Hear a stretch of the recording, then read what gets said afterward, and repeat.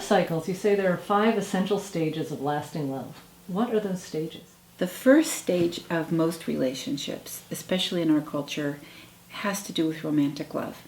And I call that the merge, because in that first stage of love, we are so connected to the other person, and it feels like we found another half, our other half.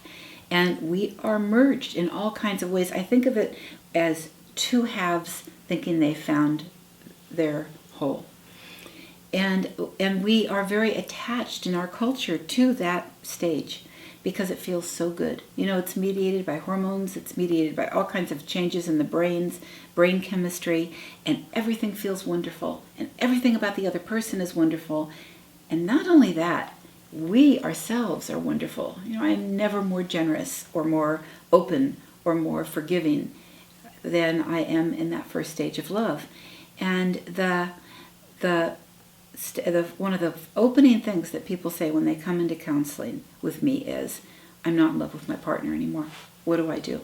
And we have this idea that this feeling that's so strong in romantic love, that the feeling is what the whole relationship is. And so my stages really have to do with how we get from that feeling, which is free. When you think about how we fall in love, we have no effort in that. We just fall, whether we want to or not. How we go from that stage to a wholehearted relationship that can handle many different seasons. And how do we move between the first stage, which is about a feeling, to the last part, which is a skill set. So the stages are, starting with the romantic love and the merge, we move to the second one, which is we know that the chemicals last about 3 years, and they have diminishing returns. So if you're at my age, if you want to be in the merge, you have to change partners every 2 weeks to get that. So how do we get a relationship? How do we find or how do we create a relationship that can last for a long enough time to be able to really meet its promise? And we have to go through some seasons to do that. And they're not all summer. There's one of the things I say in my classes to people, in my talks to people, is that very good relationships have very bad problems. But that doesn't show up in the first stage. So what happens in stage 2 is that the chemicals start to wear off, or we return back to this sense of, wait a minute, you're not my other half. This isn't going to save me from my struggles, from loneliness, from my own journey as a human being. And I call it doubt and denial, because as we fall into the second stage, we kind of fall into that too, because we're programmed also to do stage 2. The things that we fell in love with, the qualities we fell in love with, they start to annoy us. We start to see the other side of it. And where we feel like we are so alike, we begin to see the reality we're not so alike. And those things that seem to bind us, we see another side to them. But we deny that because it's so hard to give up that idea of perfect romantic love and the idea that there's somebody in the world who can meet our needs, who can fit with us in some wonderful way. So we deny until we get to the third stage. And just like stage 1 was all about how wonderful the other person is, and it was this sense that we have met our other half, and it was a trance, as though there was a curtain that covered us where we couldn't see anything but the best, including signs that say danger, I might add. If we go to stage 3, it's another kind of trance. And instead of seeing everything that's right, we see everything that's wrong. And oddly enough, when I see people in stage 3 and they say, I've got to get out of this, everything is wrong, my suggestion is, why don't you wait? Let's see if we can if we can discover how you got here. And also, this is a part people often don't like to hear about, but what's your part of getting here?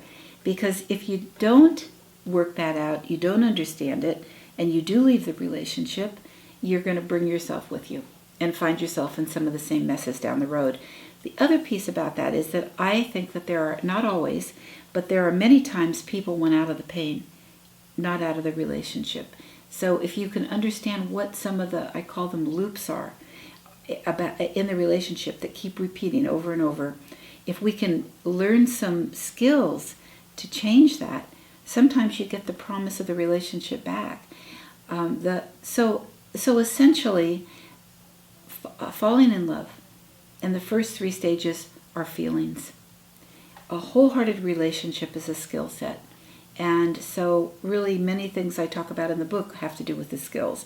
And wholehearted, the fourth stage, which is a decision about what to do, whether to leave, whether to stay and just go into parallel lives, or whether to learn the skills to become wholehearted, that can move us to stage 5, which is wholeheartedness. And that is very much about an inside job that we do within ourselves, and certainly in a relationship that can be a great help to it.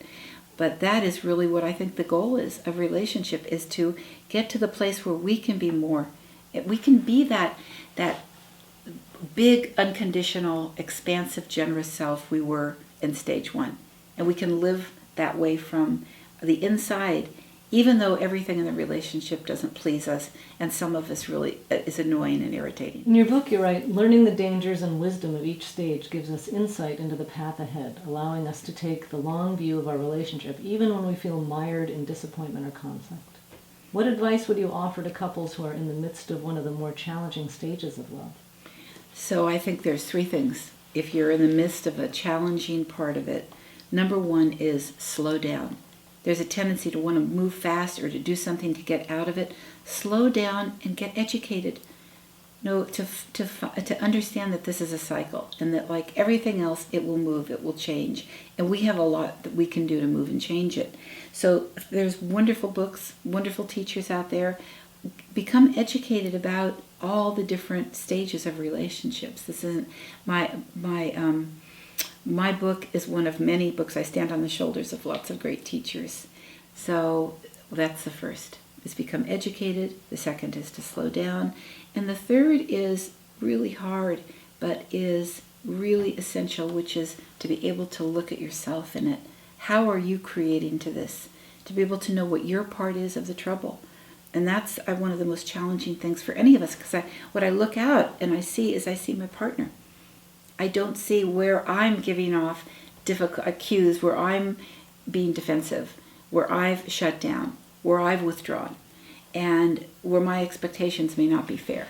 I can only see my partner. So being able to see yourself and to know how to work on yourself, even when the other person isn't doing what you think they should do, to be able to work on yourself is a great, great way to move out of that.